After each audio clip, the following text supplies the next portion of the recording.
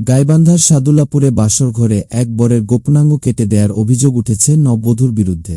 স্থানীয়রা জানান, শুক্রবার সামাজিকভাবে গাইবান্ধার পলাশবাড়ী উপজেলার রাজনগর গ্রামের মোরশেদ আক্তারের সাথে পার্শ্ববর্তী সাদুল্লাপুর উপজেলার পাইকা গ্রামের এক যুবকের বিয়ে হয়। রাতেই আনন্দ উল্লাসে নববধূকে বাড়িতে তোলা হয়। তবে গভীর রাতে ধারালো ব্লেড দিয়ে বরের পুরুষাঙ্গ কেটে দেন মোরশেদা। এ সময় ভুক্তভোগীর চিৎকারে তাকে রক্তাক্ত অবস্থায় উদ্ধার করে হাসপাতালে ভর্তি করেন স্বজনরা।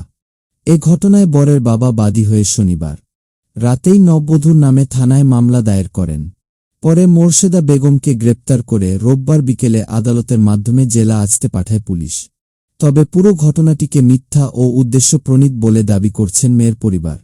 মেয়েটা মুর্শিদাকে বিবাহ দেয় এবং নানি দাদিকে সঙ্গে করে নিয়ে ও স্বামীর বাড়িতে যায় এবং স্বামীর বিবাহ পূর্বে সে 2 লক্ষ টাকা যৌতুকের টাকা বুঝিয়ে নেয়। আমার মেয়ে নিরপরাধী, অপরাধী নয় আমার মেয়ে। গাইবান্ধা হাসপাতালে তন্নতন্ন করে খুঁজে দেখা গেছে যে ওই বরের কোনো প্রকার ভর্তিও নাই। ইভেন উনারা যে ইজহার করেছেন এই ইজহারের সঙ্গে তাদের ভর্তির কোনো স্লিপ, চিকিৎসাপত্র কিংবা প্রাথমিক কোনো তারা তথ্য দিতে পারেনি।